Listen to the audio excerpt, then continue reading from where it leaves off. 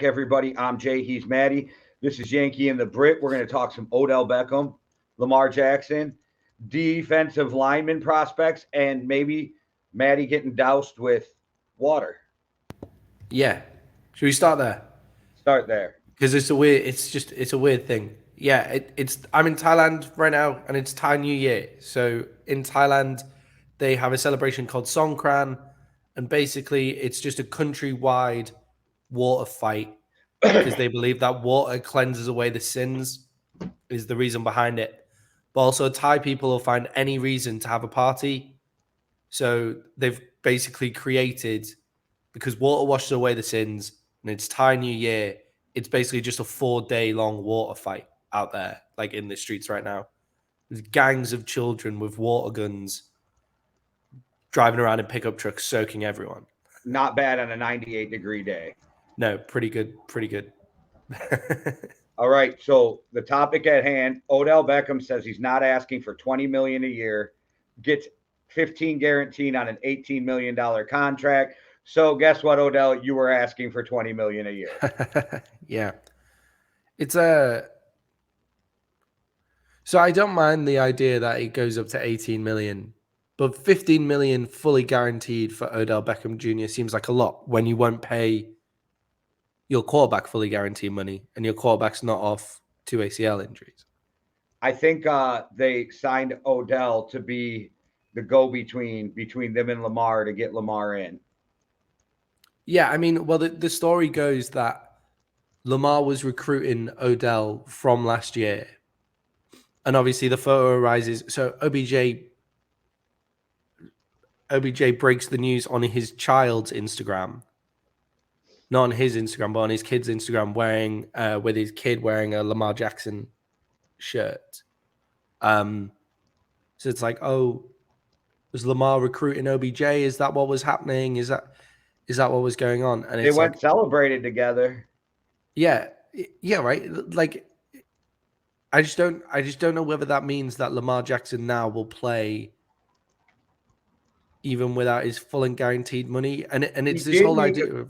He did make a tweet a couple weeks ago where he was like, they say I won't play for the franchise tag with laughing faces, and he just left it at that. So that was cryptic, but I think that was him saying he's going to play. I don't know. Yeah, it just sounds like he's gonna back himself again to go out and play on the franchise tag. Which, if I'm him, I'm not doing. Like the style of football he plays. Like I think that the issue with this whole Lamar Jackson situation is he's been working off bad advice this entire time. Unless he's working off of the Kirk Cousins model, where you play out the 2 franchise tags and you walk into free agency, and then a team's willing to pay you more because they don't have to give up any draft capital. Yeah, and I mean the Kirk Cousins strategy of doing it though is Kirk Cousins is a pocket passer. Lamar Jackson. It worked out for Dak. Athletic. I don't know whether Dak was doing it off that model or whether the Cowboys just fucked up though. That's different. That's slightly different again. Like, don't you think? But then you could say the same thing about the Ravens. And I'm not trying to hear this is because he doesn't have an agent, because a ton of fucking dudes in the NFL negotiate their own contracts without an agent. And it's just more PR bullshit to give somebody 4% of your fucking money. I don't think Lamar literally with an agent would take a fucking dollar less than what he wants. And I don't think so I think it's either the Ravens are going to pay him or he's going to walk in 2 years, because a guy would rather take less money from another team than look foolish by the team who refused to pay him. Yeah, I don't know whether it's an agent necessarily that's the issue. Like, don't get me wrong, I think an agent would help in terms of the PR side of it and everything like that. But I agree that Lamar Jackson wouldn't take any less than the money that he wants. So it's not anything to do with that. But I think if he had an agent, things may be a little different in the way that they're set up and the way that they're going. I think it's just the whole thing just seems really, really strange. The way that it's been dealt with, the whole I am convinced this trade happens on draft night or after the draft, because Yeah. I think after the draft, the Ravens have to take less than 2 first-round picks if Lamar is still unhappy, and they'll work something out. And I wouldn't be shocked if the Ravens grabbed a quarterback because of everything that's going on. And if they do that, then Lamar almost forced them into getting rid of him, even if it's Yeah. only one more year. You know what How I much mean? of a difference? How much of a difference do you think OBJ makes? Because everybody's With or without Lamar. so in getting Lamar in the building, how much of a difference do you think OBJ makes?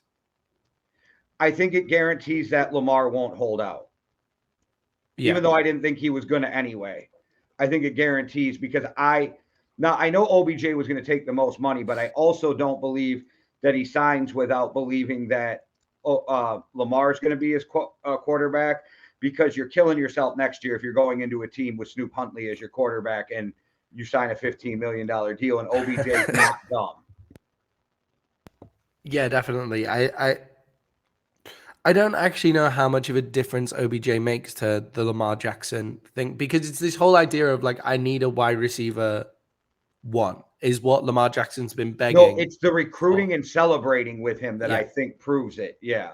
Like for Yeah, me. yeah. I think it proves, like, I agree with you. I think it means he won't hold out because he now has a better chance of playing well to go earn his money after the franchise tag. Like, I agree with you. I don't think with the current wide receiver room in Baltimore, outside of OBJ, I'd want to play with that wide receiver room if I'm saying, oh, I need to have this perfect year to make my money. You know what I mean? And now it's But starting to look a yeah, lot better, with his tight ends and OBJ, good running yeah. game. Yeah.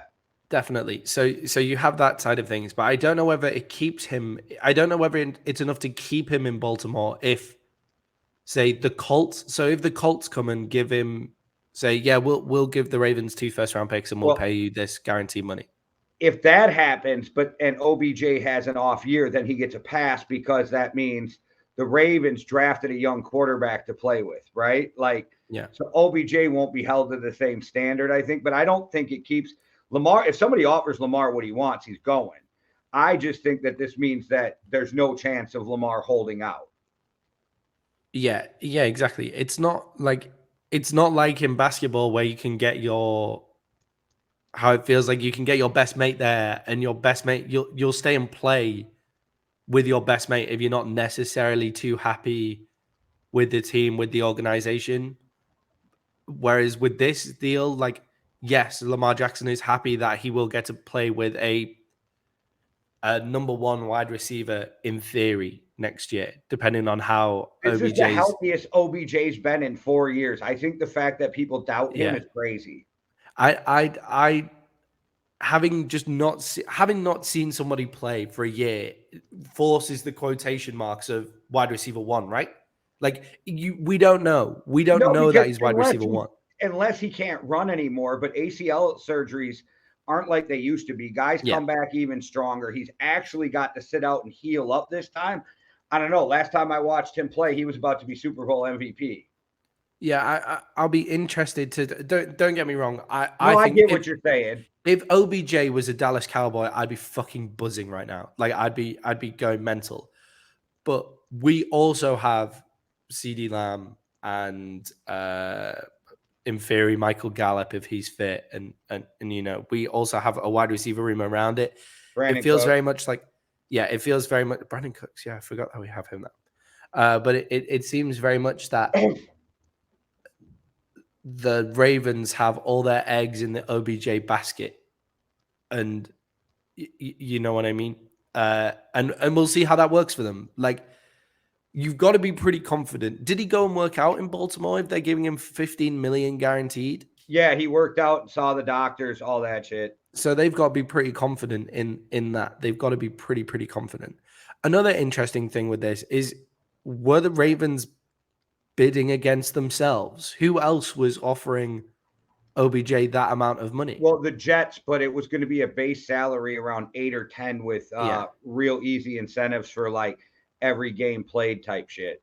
Yeah, which like for me that sounds about right. Like for me that sounds a better deal, better team deal for OBJ than this. But I mean, I the love Ravens how wanted OBJ. Justin Jefferson and OBJ last Saturday, both LSU guys, go to the USC event. And everybody's like, he's going to the Vikings. I'm like, they are not paying OBJ that kind of money. He would have to come in for like $6 million a year for them to, you know what I mean? Like, but as soon as those two go to the UFC, it's like, oh, he's going there.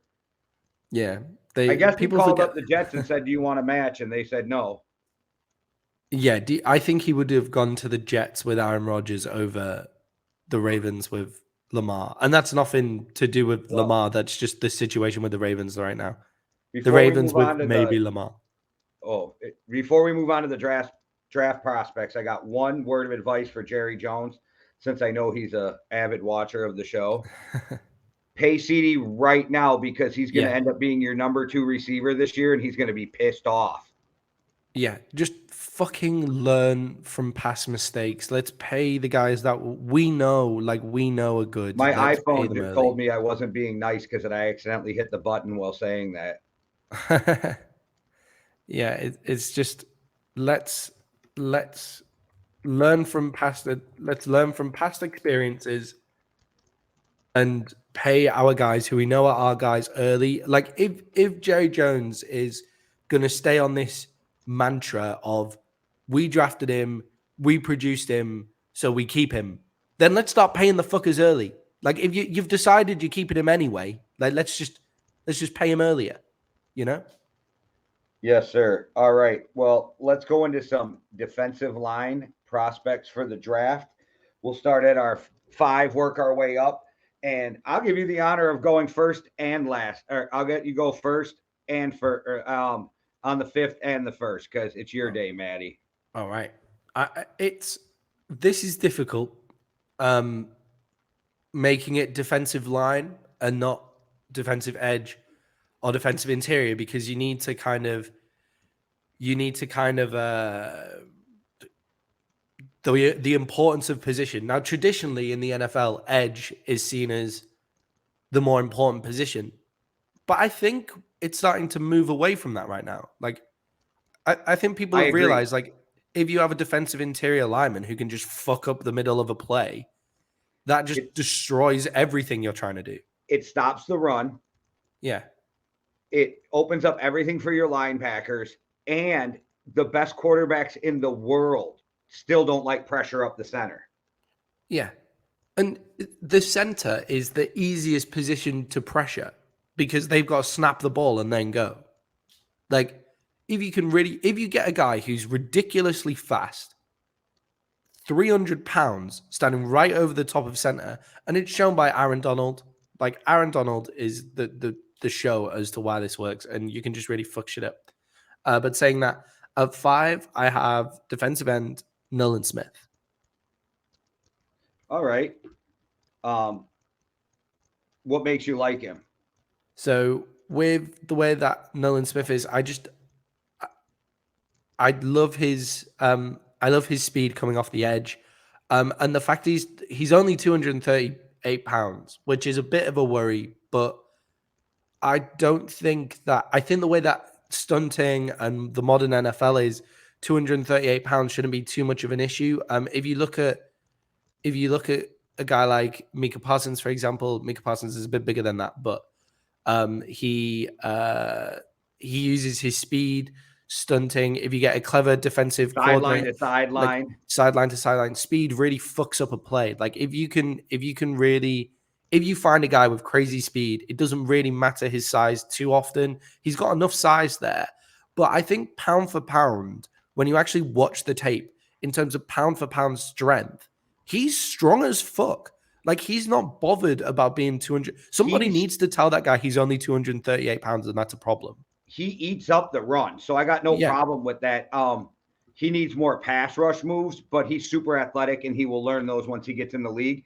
Not the physical physique, but coming out of college, he kind of reminds me of Danielle Hunter. He can bend, he can move, and just pure raw athletic ability. Oh, by the way, he's my number 5 too, so that's why I smiled and asked you what you liked about it. Yeah, I think he's just like, I love speed coming off the edge. I really want crazy amounts of speed coming off the edge at any point. All right. So I guess with my number 4, I got Cansey, versatile lineman out of Pitt. I love him. He can play inside, outside. He's going to be a good pass rusher on passing downs. You can move him inside. He'll bowl the guards. I think he's going to be a great pickup, and I think he's one of the most underrated defensive players in this draft. My number 4, I have Kanisi, the versatile defensive lineman from Pitt. Okay, well, we pronounced his name wrong. I pronounced his name differently, but same guy. Yeah. Kalije Kansi. Yeah. Yeah, I wasn't even, you know me stumbling over those first names. I was like, I'm just jumping. Fancy Pitt. Yeah. Yeah, it's we don't look at each other's lists before this, by the way. Just so everybody remembers. I haven't literally talked to Maddie except for like quick messages here and there since the last time we recorded. Yeah. And he's in Thailand, and I'm working 2 jobs this summer. Yeah, we're like 12 hours apart. It's quite difficult. But when you look at Kansi, it's so yes, again, undersized, 280 pounds, but he knows how to get to the quarterback. PFF gave him a 92.5 pass rush grade in the fall, in the autumn for our British listeners. And I think size is becoming less and less of a problem because we can you can see how it. You can see. Can we stop pretending 280's not fucking a huge human being? Exactly. Anyway, he's giving up 20 pounds. All right, he runs the 40 like in a crazy amount faster than him. And he benches he's got pass 225 a gazillion times. Yeah. Yeah, like when you've got a pass grade of 92.4, like that's gonna convert over to the NFL when you have a pass grade that high. Like I really like him. I really like defensive interior lineman as well. All right, Maddie, what do you got at 3 for us? So at 3, I am in the Chris Sims camp on Will Anderson and not thinking that he's the number 1 guy. I'm leaving. I got Will Anderson at number 3. Oh, wow. That's crazy. I'm leaving. Here I am thinking that we're coming in taking big shots. I'm sat here like, oh, yeah, we're knocking this out of the park, taking huge shots. I almost put Will Anderson at number 4. I wish I would have because same. Edge rusher, I think it just gets a little more love. But I like Cansey, I think, better if I'm drafting. But in this on a fucking interior lineman, it really hurts. Yeah, and I think, do you know what? I'm looking at Will Anderson, Nolan Smith, and how do you pronounce his name? I'm wondering if we're the Lucas same Van Ness.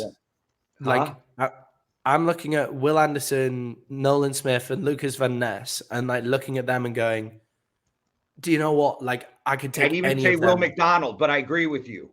I could take any. Yeah, Will McDonald as well. I could take any of them at any of these positions. Like, I'm very happy to have any single one of them. Yes. Will Anderson is the Aiden Hutchinson of this draft, but he's not Aiden Hutchinson. So Will Anderson has the production that Aiden Hutchinson shows. And last year, me and you, well, at least me, I'm pretty sure both of us, we were both on the production side of it saying, yeah, but look at his production. But Aiden Hutchinson did it. Also said he'll be good for 10 years, not great. Yeah. Exactly. Like if you want to plug in a guy in the NFL tomorrow and say, give me 10 years of good to great play, take Will Anderson. That's what you need, right? That's 100% what you need. I love the production. He was doing it in he has more sacks, more QB pressures than anyone else. But when you actually go through and watch the film, it's because he's not covered like by an offensive lineman a lot of the time because of Alabama's defensive scheme. And he's exactly where he needs to be. And he's just athletic enough to get where he needs to be because he's exactly where he needs to be. You know what I mean? Whereas Aiden Hutchinson was doing it in Michigan where it was more, not that Michigan's a bad defensive team, obviously. But no, but they're not the same. They're not that Alabama defense. They just play defense differently. Look, like Alabama, Georgia, these teams are like halfway to an NFL roster. You know, when you look at the backfields, they're non-comparable to what went on. So that's what pushes Aiden Hutchinson to the top for me. it doesn't mean that you hate Will Anderson. Like, it's just I wouldn't spend the 3rd overall pick on Will Anderson when you have the other reason for this is the other guys that are above here are much better than Trayvon Walker. They're more well-rounded athletes than Trayvon Walker is. So you sit there and you go, he's Hey, probably and three. we just learned today or yesterday, days are blending, that the 3rd overall pick doesn't mean you're going to be great because Jeff Okudah just got traded for a 5th round pick off the Lions. Yeah. 3rd overall I mean, pick in what, 2020? Yeah, if I'm the Cardinals, I'm trading straight out of that 3rd round pick as soon as a decent offer comes up. All right. Well, let's see if we're sticking with the trend. At number 2, I got my guy who I fell in love with after watching some videos and shit on him. It's Miles Murphy. Wow, Miles Murphy isn't even on my list. So yeah, you Oh, go. You run Miles Murphy. You go for it. Miles Murphy is I think is the best D end in this draft class. Okay. Go for it. Hit it. Like, why? Athleticism, and he's raw. And I think that you've seen enough of this kid is gonna be something. Just harness what the fuck he's got. The motor never stops. He's quick. He's bendy. He's got good hand movement already in college, slapping down hands. I got blown away by. You ever just go and watch you start watching highlights or different videos, and you're like, how the fuck did I not know about this kid? Yeah, I mean, 6'5", I went to 275 watch pounds. Brian Brees, and I ended up going, who the hell is Miles Murphy? Yeah. Clemson seemed to have fallen off in the past few years after Lawrence, so their players aren't getting as much exposure. I mean, when you're 6'5", 275 pounds, you kind of do just And jump off the oddly, screen. I do think this guy is going to drop to the later in the draft. Yeah. That's what I was just He's about one to of those say. guys, if you get him at 23, 24, 25, you just got to Yeah. steal in this whole draft. Yeah, that's what I was just going to say. He's kind of where he'll fall to where kind of Trayvon Walker should have been. Like, And I if still Trayvon think he's Walker going to be didn't the get that best height. D end that comes out of this draft, but it's all guessing at this point. Yeah, but you know what I mean? Because a lot of the time with people like this, it's about situation. So when you're looking at you get a definite thing in guys like Will Anderson, Cansey, Nolan Smith, Will McDonald, those kind of guys. You get a definite thing in those players. With Murphy, you have a definite freak, and let's see how he uses his freaky talents. And the best place to put somebody with like freak talents is in a team that's already pretty decent, like, which just means he can just go off and just be a freak. Like, Or Trayvon Walker is struggling because he's the main focal point of their defensive line. I'm convinced the Vikings are going quarterback, but if they don't, this is a guy with the defense we had and guys with big contracts coming up. I would love to see fall to Minnesota. Yeah, he'd make our defensive line look a lot I think funkier Brian as well. Flores would have a field day with the interchangeable nature of a 3-4 with him. Yeah, yeah, definitely. And Who you there's a got lot at of number teams. 2? You got me curious now. Yeah, I've got Jalen Carter at number 2. I think if you sit on Jalen Carter and you actually look at it and you go, dude's been through like a rough 3 months, and I understand. I kind of hope for his sake he does fall past like a few teams, because again, he's a guy that needs to go to a good situation just to get back to playing ball and just get his head straight and just get back in, because you look at the raw natural talent that Jalen Carter has and he's just unpassable in my opinion. He's amazing. Yeah, an unbelievable player. Drops down to 2 for me from the guy that I have above because of we don't know how mentally he's going to be going into this season. So let's see. But I want him to fall. Like, okay, if he falls to Seattle, all right, like that's good. But then past there, I want him to fall further and further than that. Just not the Eagles. Well, let me ask then, who do you got at number 1? So for me at number 1, it's Tyron Wilson. All right, I got Jalen Carter. I agree with everything you said. I think he's the best in the draft. But go ahead, floor is yours because we already went over Jalen Carter. Yeah, so Tyrone Wilson is just an explosive machine that just pops off the screen whenever he goes. He has the all-round production to match with it. The kind of same reasons that you like Murphy. Like when I've gone to watch Tyrone Wilson, basically I was like, I looked at the PFF board and he was kind of high on that. And I looked at and then Chris Sims comes out and puts him number one guy overall. And I'm like, right, they're my I two mean, he is a bastions kid of, with a 7-foot wingspan. yeah, they're my He two, had they're my what, two 40 bastions some of info. pressures. Am I right? Yeah. 40 some. Yeah. So yeah, Yeah. he's Like 6 the for dude, me. But yeah, yeah, the dude is like, he's absolutely unbelievable. He has 50 pressures in the past season, inside, outside, 6'6", 275 pounds, 7-foot wingspan. Like, I'm not big into the underwear Olympics side of things, but when you have the massive stats in the underwear Olympics and the stats, the pressures, and everything to build that back up, I'm a big fan of QB pressures rather than QB sacks. Like, for me, QB sacks is a defense as a whole, a holistic defense stat, whereas QB pressures is the single person stat. So much needs to go into a QB sack. That isn't just you, but the pressure is really where it's at. And I think you could just line him up on the side and just say, right, you just play ball, and we'll have it. Like if you have a kind of solid other three, if you're playing a 4-3, if you have a solid other three in your defensive line, then just let him just go play ball and he'll just fuck shit up. well, by the Hayden Hooker theory, you should let this guy drop to the 3rd round because he's 23 and he's too old to be a defensive lineman. And no, I just playing, but no, and I think the 5 years helped him getting that 5th year from COVID. I think that fucking helped him because he was playing. He would have been drafted in the day 2, day 3 off of his stats the year before. But you're right, he played his ass off.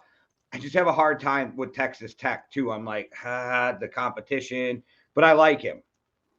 Yeah, I just think with the competition, he makes people when you watch it, like he does what a number one, like he does what a top 5, top 10 draft pick is supposed to do in that situation. Like he makes everybody, like everybody talks about like the drop off from the SEC to the Big Ten to the Pac-12, like all of that kind of stuff. Like is a decent sized drop off, but not fucking crazy to disqualify people who are genuinely tossing offensive linemen about like they're children. Like he turns up and he just goes, right, fuck you guys, I'm so much better than all of you. No, I like it. We had 4 of the same players. Our 5-4-3 were the same, but then we both had somebody that the other one didn't have in their top 5. I like it. Yeah, makes it all the way up to the top of the list as well. What makes Jalen Carter number 1 for you? Because I think he can wreck shit like Warren Sapp and Aaron Donald given the right opportunity. And it's a lot easier to find an edge rusher than it is a dominant D tackle. And, and this is coming from a Vikings fan who, since Kevin and Pat Williams, was praying for a fucking 3 technique that could fuck shit up under Zimmer. So you know what I mean? Like it's just the middle of the. If you can fuck up the middle of the offensive line, it screws up quarterback. Brady, even Patrick Mahomes, they don't like that pressure up the middle because they can't step forward. Joe Burrow doesn't like it. You're talking some of the best quarterbacks in football. Rodgers. If you can get them up, they can move around from the edges sometimes. But when you get a guy that can trash stuff like Aaron Donald, I just like, man, it changes life on a defense. It basically stops an entire offer. If you can just blow up the middle, like you can run on an edge, you can run the other way. Like you can run right. If the guy's coming from the left, you can run right, throw right. Everybody blocking Step left, forward, bootleg right. Like you can do all of that. Step up, you can do it all. If a guy just comes straight up the middle, you're just fucked. Like there's no. That's how the Giants beat the Patriots twice in the Super Bowl. Like, there's no way of dealing with that. Where do you that's think the is a only good thing situation? Is because if you hit on a D tackle, it changes life on your defense. Yeah, where do you think is a good situation for Carter to go? I like. if you're not going to get a quarterback, Indy just draft him, but they won't. They won't. And I think he's going to fall to 9. And I think the Steelers, because that's the rumor, if he's there, want to trade up. And they're working out a deal with the Bears to trade up. And they didn't say who, but he is the most Steeler type player to me. So I think that's who they're eyeing up at that 9. Yeah. So if he makes it past Seattle, it kind of depends how much Seattle turns around and drafts Hayden Hooker. Yeah, I mean, that would be a good fit for Hayden Hooker. That's the most Pete Carroll move ever. Yeah, that would work like really quite well. But if he gets past Seattle, it depends how much credence everybody's putting into the mental health, like not coming out and doing his combine. Like if you fuck up a pro day, you've really fucked up. But he just 10, what shouldn't have done it. Fucking up the pro day do for you? Like how much does it change? Well, for me, he just got bad advice and just shouldn't have done it. Like, yeah, I agree. And I think that there are certain guys that are good enough to go, just watch my film. And after what he went through, he would have got a pass for doing it. And I think the weight gain and all of that, doing poorly was because of all the stress he's under. And I think it's just going to make him more focused. And come draft day, you're going to see a guy walk in a suit looking fit, for his size. Yeah, and I genuinely think if you go through, like, the fact he went through what he went through and actually did the pro day is, like, pretty mad. Like, if you actually think about it like that, like, he just shouldn't have done it. Like, he shouldn't have done it at all. The fact he came out and did it is pretty crazy. Especially in this day and age where we take mental health seriously. Yeah, exactly. But more seriously. Yeah, like he should have really come out and just said, I'm not doing it. There's no reason for me to do it. Like, the fact that coming out and saying, I'm not doing interviews with anybody past outside of the top 10. Like, I'm not doing interviews with any of them. But then you've done the pro day. Like, that whole message should have been, I'm not doing anything. I'm going through some serious shit right now. So I'm not doing anything. You should all respect that about the fact that I'm taking this seriously, taking the break that I need, and then just not done any of it. Just go watch my film. I know people are going to say you just shit on agents earlier. I didn't shit on agents. I just called bullshit on having to have one. But Drew Rosenhaus right now, I think, is protecting him too by saying we're not talking to anybody outside of the top 10, because it's going to start making teams really look at it and go, can we really pass up this talented of a guy for a mistake? A tragic fucking mistake, but a mistake. Yeah. How many guys go out and race their cars like on the daily, Like how many guys go out and do that in the US? Like all hundreds. The people who are mad love the Fast and Furious movies. Yeah, it's not like it's a bad mistake. Like it happened it's a tragic mistake, but it's not a mistake it's not like he's gone and done a shit ton of drugs and then it's not a character issue. It was a poor choice. It's a kid who decided to race his really fast car. Like hundreds of kids all over the US do that. You can't build roads that are that straight all the time and not expect kids to drag race on them. Like, it's literally what parts of the US are famous for, like fucking drag racing. I never raced my car, but when I was 16, I had a 77 Impala, and I can tell you it went 110 miles an hour. I didn't race it, but I saw how I drove it really, really fast. Yeah. You know what I mean? So, like, almost everybody has done something dumb in their life that could have got them or somebody else they care about killed or seriously injured. And just thank God it didn't work out that way. And for these poor people, it went the other way. Yeah, but it's not like I see people comparing it to the Ruggs situation, and it's not the same, because that poor lady and her dog who burned to death had nothing to do with what was going on. Yeah, they weren't part of it. Ruggs was drunk as well. Like Carter wasn't. Yeah, like Carter wasn't drunk. Like he was just racing his car. Like it's with somebody else who was racing their car. Yeah, it's not a. There's a reason it's not a fucking criminal investigation, because they've just gone, oh, yeah, this happens. Like, I wonder how many people die doing that every month in the US. Ryan from Jackass. Anybody in the US, I don't know if you guys watch it, but everybody knows Jackass. And I forget his last name, but he died. Mask from Tap Out, the MMA company, died driving his car too fast. Paul Walker Like it happens. Like it's Yeah. sad, but it's not like a character issue. Yeah, it's like it's fucking crazy the way that people are putting it down. And the fact he's looking at it and how fucked up he's been since then, like how much he's messed up, like his pro day, and he's put on loads of weight.